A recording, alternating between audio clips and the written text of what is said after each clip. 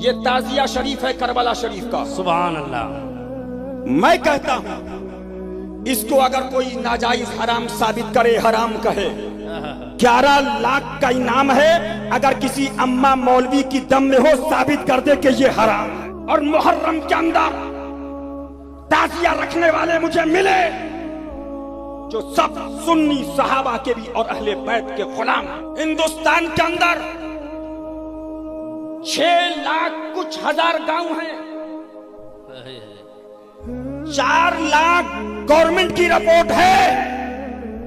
کچھ گاؤں میں تعزیہ رکھا گیا اور ایک تعزیہ ہے ڈھول تاشے باجے کے ساتھ. کیا کہیں یہ لوگ افعال ناجائز کرتے ہیں.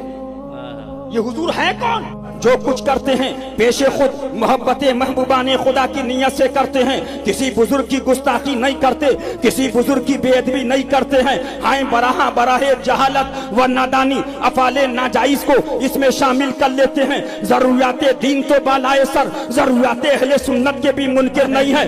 3 مور احمد رضا فاضل بریلوی نے دی. وہ لوگ مسلمان بھی ہیں. نمبر 2 مہر سنی بھی ہیں. نمبر 3 مہر احمد رضا کے عقیدے کے مطابق ہے. محرم میں پہلے دن سے ڈھول بجانا شروع کر دینا.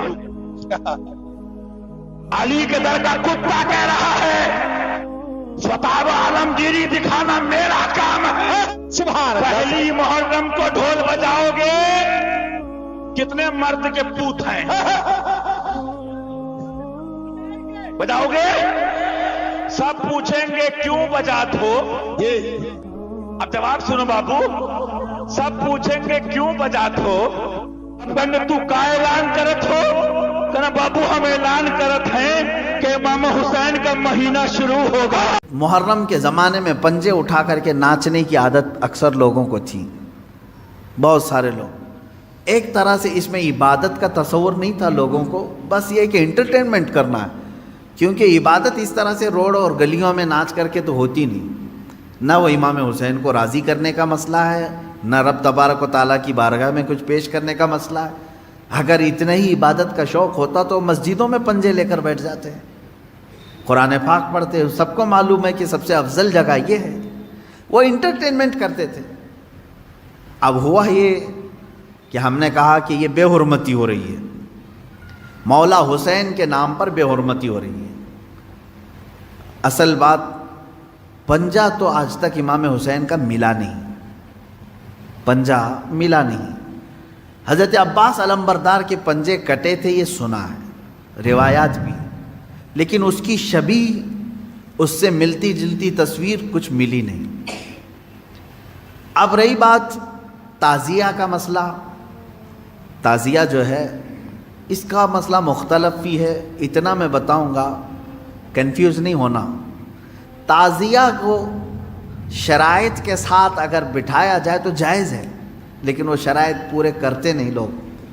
اور ہم نے اگر اتنا ہی شوشہ کھول دیا تو بڑے بڑے دروازے لوگ کھول دیں گے. بات صرف اتنی تھی تعزیہ کی. امام حسین کا جو روضہ ہے اس روزے کی شکل کی کوئی چیز بنا کر کے آپ نے رکھ دیا تو کسی بھی بزرگ کے روزے کی شکل بنا کر کے رکھنا مستحسن ہے، کوئی حرام کام نہیں ہے، ناجائز نہیں ہے.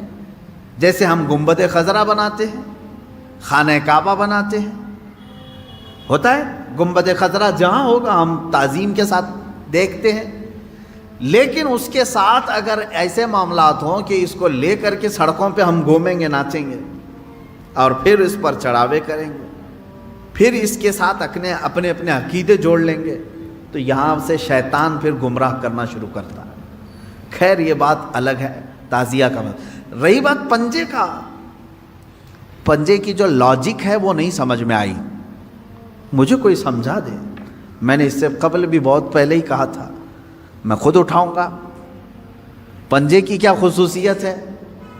اگر امام حسین شہید کربلا رضی اللہ تعالیٰ عنہ کے ہاتھ کا نشان لے کر کے کوئی اٹھا کر گھومتا ہے، میں تو کہوں گا ہاتھ کیوں اٹھاتے ہو؟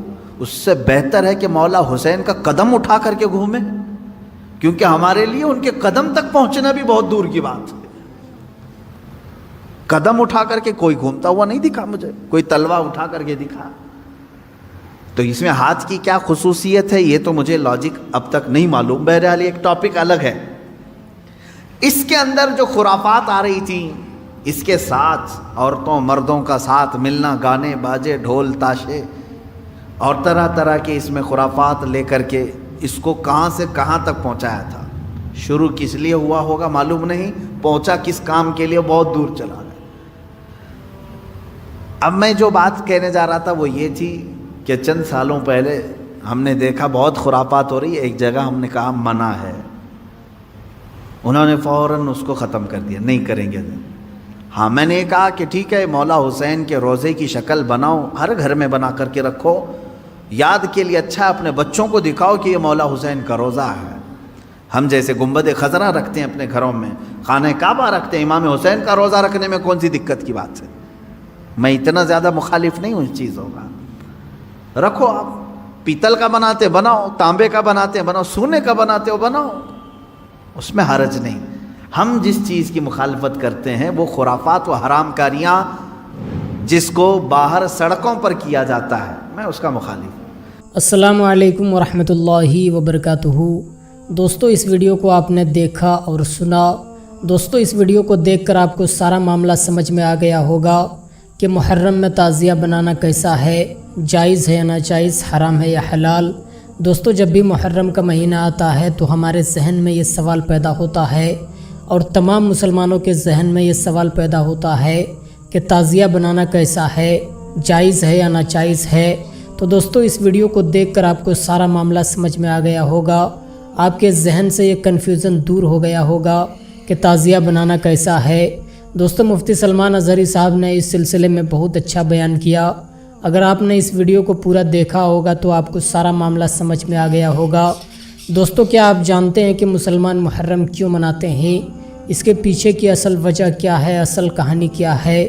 تو دوستو آج سے تقریباً 1400 سال پہلے امام حسین اور یزیدیوں کے بیچ ایک بہت بڑی جنگ ہوئی تھی. یہ جنگ امام حسین نے اپنے نانا حضرت محمد مصطفیٰ صلی اللہ علیہ وسلم کے دین کو بچانے کی خاطر لڑا تھا. امام حسین نے دین کو بچانے کی خاطر، اسلام کو بچانے کی خاطر کربلا کے میدان میں اپنے آپ کو قربان کر دیا، اپنے خاندان کو کربلا کے میدان میں قربان کر دیا.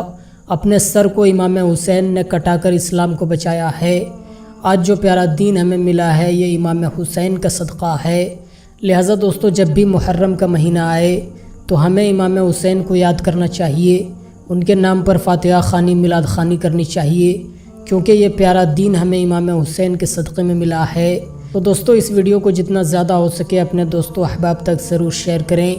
ملتے ہیں دوستو دوسری ویڈیو میں، تب تک کے لیے خدا حافظ.